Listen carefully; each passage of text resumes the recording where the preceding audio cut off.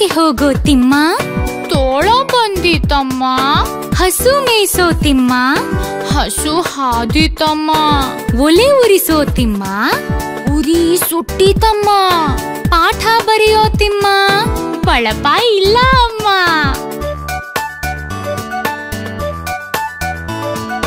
ಹೂವು ಬಿಡಿಸೋ ತಿಮ್ಮ, ಹಾವು ಬಂದಿತಮ್ಮ. ಕಾವಲಿ ತಾರೋ ತಿಮ್ಮ, ಕಾಲು ನೋವು ಅಮ್ಮ. ನೀರು ಸೇದೋ ತಿಮ್ಮ, ಕೈ ನೋವು ಅಮ್ಮ. ಊಟಕ್ಕೆ ಬಾರೋ ತಿಮ್ಮ, ಓಡಿ ಬಂದ